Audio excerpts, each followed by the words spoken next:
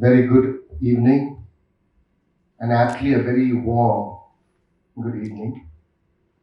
It's been 2 years since I came to Hyderabad just before the lockdown. And while I stayed through the lockdown in Bangalore, I almost forgot what heat is. So it was a wonderful awakening this morning when I stepped out of the airport, because when I got in Bangalore, it was very cold. And when I got out, I was like, I had to unbutton and get my jacket off. Uh, Sat Sri Akal, Namaste, Assalamu Alaikum, Om Sai Ram, Jai Shri Krishna, Shalom, praise the Lord. Pretty much covers all the religions, I think. And I came through for the Parsis. That is one side of me, and that's something that's been a blessing.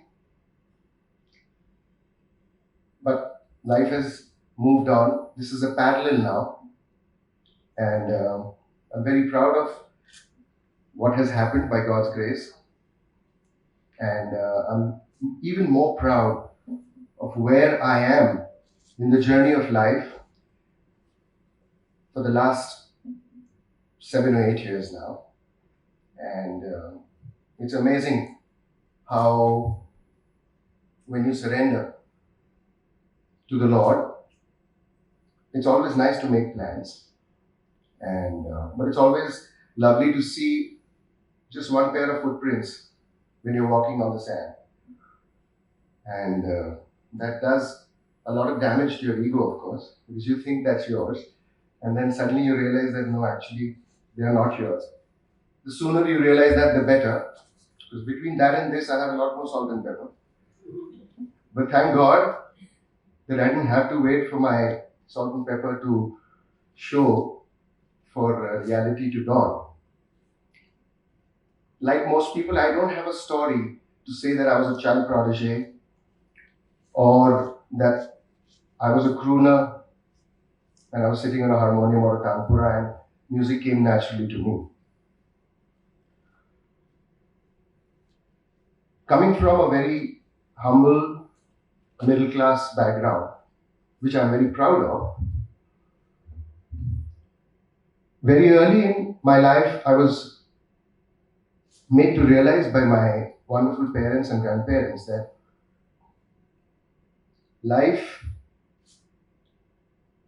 teaches you the most wonderful things and that you are but an instrument. But of course, when you're a toddler and when you're a teenager, things don't come that easily. Of course, all the great values that have been taught to you help you stay focused and they keep you grounded. And I thank my lineage for those blessings. I was introduced, the one beautiful thing that was taught to me very early, which later on when I met my master, Bhagawan Sri Sathya Sai Baba, and now Sadguru Sri Madhusudan Sai, who is a beautiful example of how you follow in the footsteps of your master, a God man or a Messiah. So I was 17 years old, I was in college, I had no clue of what professionally I was going to do. I didn't love academics, though I was a good student. I wanted to be a chartered accountant coming from a business entrepreneur family. But I had the love for sports, and I thought I needed a legitimate reason to stay in college, because after the first 15 years in school, you want some reason not to come back home. And firstly, you're out of uniform, so you're enjoying your denims and you're enjoying whatever that you wear, which is anything but a uniform. So here I was in college and I tried to figure what I should do. And I realized that there was an acting class. Because there was no trace of music in my family at all, except for the fact that my father played the harmonica. So here I was in the first month and I enrolled myself, and I very happily went and told my father and mother that I joined the acting class. So my father looked and said, "Are you kidding me?" I said, "No, I'm not." So what time is your class? From 4 to 5. So my father said, but your college finishes at 12:30. I said, yeah, I can't come 25 kilometers away. I can't come back home and go back there. So I'll have to stick around. So he figured, all fathers know. So that's how life progressed. And on the very first day of my attending that, the director of that acting class could not make it. And I was whistling away a tune. That was the year 1990, and Ashiki had released. And I was humming away a tune, waiting for the director to come. And there were some seniors who were also in the acting class. So they heard me. And they said, oh, you guys, you're a fresher. So I said, okay, there goes the rabbit. I've heard about it. I've heard some infamous things. I've heard some famous things. So I said, yes. So they said, oh, you whistle so well. And then just for a second, I said, oh, this is not going the way I thought. They should be rough. They should be beating me up. You know how you've seen ragging in the movies with Bachchan Sahab and with Rishi Kapoor. And so they said, wow, wonderful. And then they said, please sing. So I said, what's the connect with whistling and singing? Millions of people whistle. Everybody who whistles doesn't sing. But then it kind of got serious. And then they came and one held me by the collar and said, and they gave me one little pat on my head. And they said, look, we have 4 people, you're one. We've anyways outnumbered you. So it's better you sing. So I said, okay. Whichever God at that point, because I grew up in a Sanatan family, but without the pressures of adhering to any one God form. That's what Sanatan means. And so I sang. नजर के सामने जिगर के पास कोई रहता है वो हो तुम. That's exactly the song I was whistling. So they all looked at each other and gave me high fives. And I was in complete disbelief because that was consciously the first time I'd ever sung, out of sheer fear that, I realized I wasn't as tall as Amitabh Bachchan and I wasn't as tough as him. The Bachchans didn't have too many muscles. So here I was, and next thing I know, I got dragged. This is the story of my life. When I first said this to a journalist after O Hamdam Sunyore and Bhige Hot released, they said, oh, this is a wonderful story. How did you fabricate that? And I said, well, I leave that to your imagination. So I have no story to say. Coming back to where I began, I have no story to say I was a child prodigy or I had music in my veins. What I'm saying is that I've always been told in my life that you should submit to the cosmic energy. और फिर मजे देखो आप. Take the ride of life. एक बार जीना है भैया.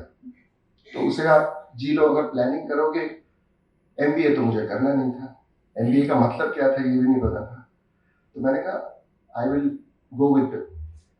Shortly after that, because the reason how I could put what I had been taught by my parents into the fact that this is hand of God was within a span of a year, I had for the first time darshan of Sri Sathya Sai Baba in Bombay.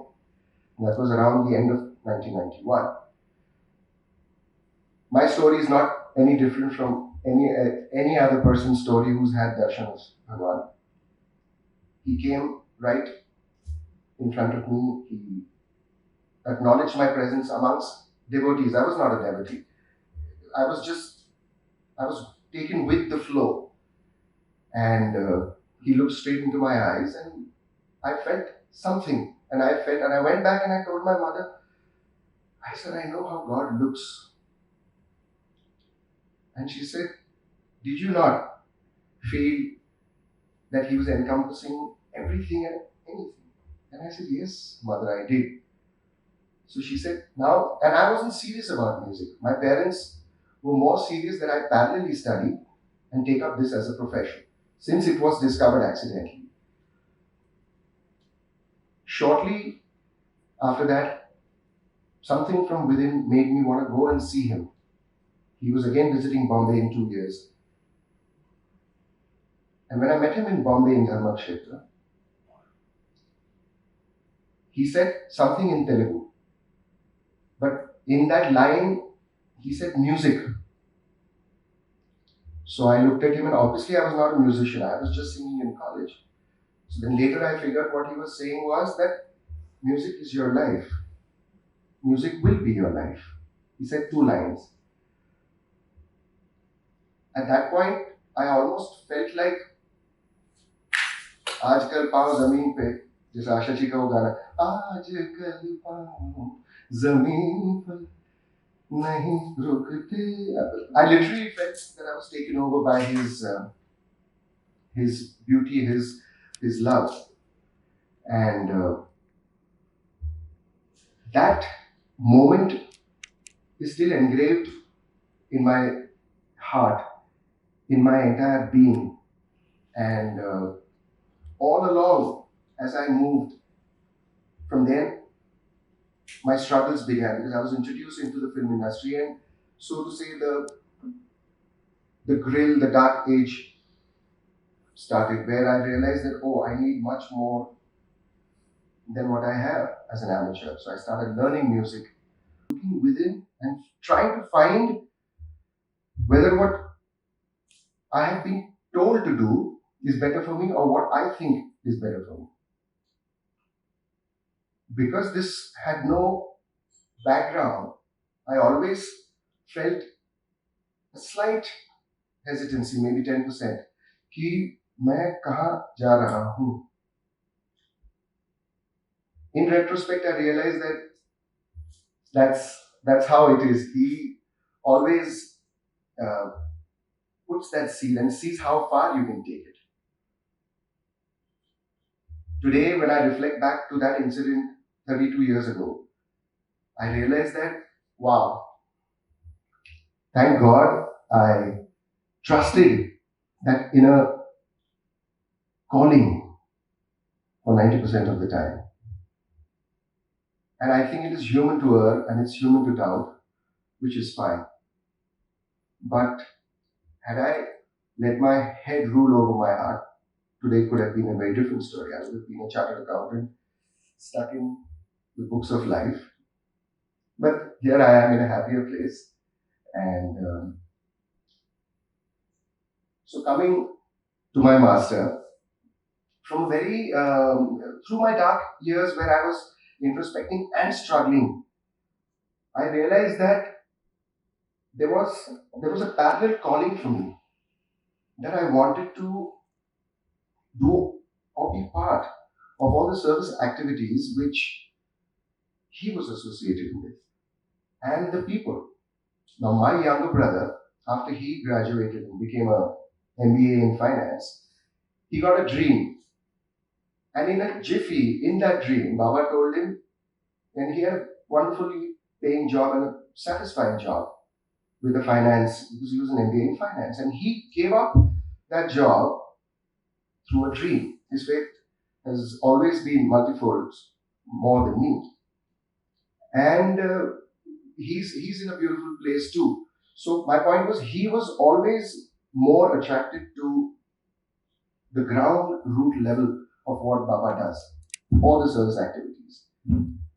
And he stayed without a job for 13 years of his life, but not once did he feel that he was not worthy or what will someone else say. He just went with, and in that dream, Baba had told him that what does a person need?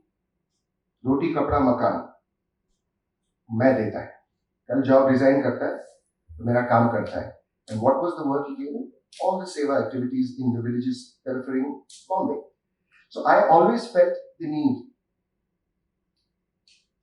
Whatever Swami gave me in terms of name and fame, I collected along the way, because every time I'd write to him or ask him while he was in his physical form, and now through my Sadguru Madhusudan Saiji, he kept saying, time will come. हर चीज का एक वक्त होता है, हर चीज अपने वक्त पे पकती है. Wait for the fruit to drop when it ripens. So through COVID, when this time came, the yearning was always there. The point I'm driving here is that वक्त से पहले और किस्मत से ज्यादा ना किसी को मिला है, ना कभी किसी को मिलेगा. तो through COVID, he invited me to stay in Mudanahali, which is the fulcrum of all the service activities as of today. And through While staying there, I actually saw at ground zero what is happening in terms of the education mission, the nutrition mission, and the healthcare mission. And so nutrition, healthcare, and education. I was amazed at how things just flow.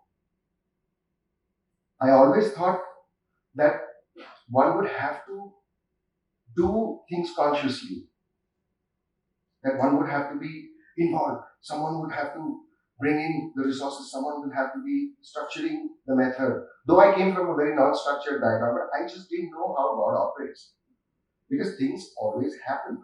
And I've been seeing that for over 3 decades. And I realized that life gives you such a beautiful opportunity when you least expect it. I still hope and wish that I had got the opportunity that I have today, maybe 2 decades or 2.5 decades ago. And that's why I am here today to tell you that when you become part of the cosmic energy, like Tim Rice and Elton John wrote for The Lion King, that the twist and turn kaleidoscope takes us all by turn, and everybody gets an opportunity. Suddenly, the skies open, and suddenly an idea trickles. There are 7.5 billion people in the world. When that idea trickles, either you grasp it and implement it, or someone else gets that opportunity. And they use it for the betterment, for good or worse. As in, it depends on what the idea is. So when I actually saw how things happen, I asked Sadhguru at the beginning of the pandemic, I said, Sadhguru, how does all this happen? How do all the right people, how the components, how do they all just come? He says, nobody does anything. Selfless love. When the intent is not for self, but for the other, that selfless love just snowballs and starts doing everything. The finances come, the ideology, the people who will bring the ideology, the plans, the architects, the doctors, and with them come all the people who will receive that place, which is the patients, the students. And I realized that I have known other institutions who do a lot of NGO work. I have not been at their root. I have not been at the ground level with them, and they're all doing wonderful work. But here I witnessed that this is a model which is actually doing such great work. And what is it doing to us? It is giving us an opportunity to redeem ourselves. What am I here today to say? That I have enjoyed being selflessly guided, like how a river flows. All I had to do was have that intent in my heart that I choose not to think about myself, and I choose to think about the community, the people who need the help. I have a 2 bedroom apartment, I have air conditioning, I have heating, I have a car, I have a good bank balance, I have children, I have everything I need, but do I need that much? Is the question I asked myself. And I said, enough of this life, enough of having won the awards, enough of having sung. That will happen. But I want to do something that will constantly make me happy, because all of this, of course, meeting Lata Mangeshkar ji, meeting Asha Bhosle ji, and all these living legends is a very different experience. Or Dr. Rajkumar ji, or Bachchan Sahab, who are all stalwarts in their own industry. By meeting them, I also figured that they're all doing great work on an individual level. But here was an opportunity, because of my being a devotee of Sathya Sai, that I could actually reach the grassroots level of people who are in need of nutrition, people who are in need of basic education, and people who need healthcare, which I think is a birthright.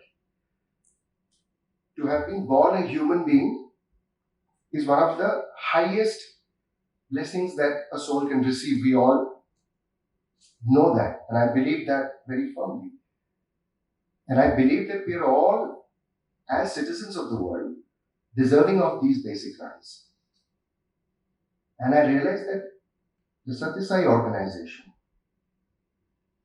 catered to all these aspects, just like I'm sure ISKCON is, just like many other institutions are. And what I realized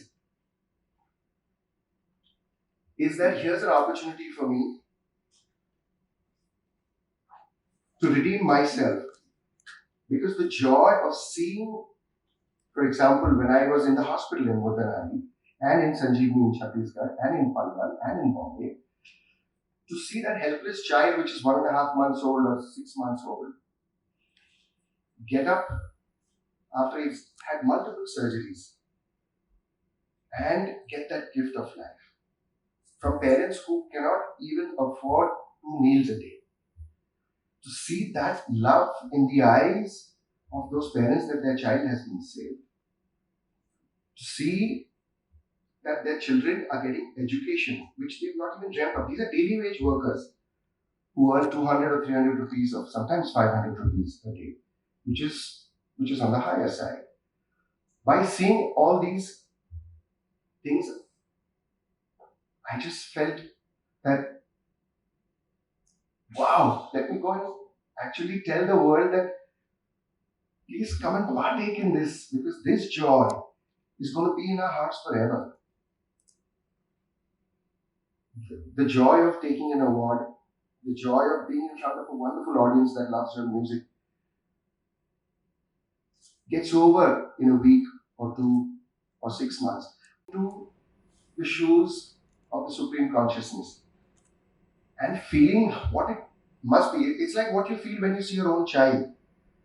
Would you want your child to go through any of the pains that a destitute or an underprivileged or an underserved child goes through? No. So today, I bring the good news to all of us that we have an opportunity. Let's take it, let's grab it, and be a part of this bigger picture that God calls transformation. And we, by doing what we are doing, let's understand we are not doing anybody a favor. We are doing ourselves the biggest favor, because in doing this service activity, we are actually redeeming ourselves. And the joy we feel is what our highest dharma is, which is to know that we are all one big family and that I'm doing only what I should, and I'm not doing this world or humanity a favor by giving whatever is excess and what I don't need. So I'm here to say that bring your hearts to this party, bring your souls to this party, and let's build our nation. And let's see that every corner and every nook of this entire world is equal, and that we all are on the same platform. Do yourselves a favor. I have. And so, like an evangelist, I'm saying, open your doors and welcome Jesus.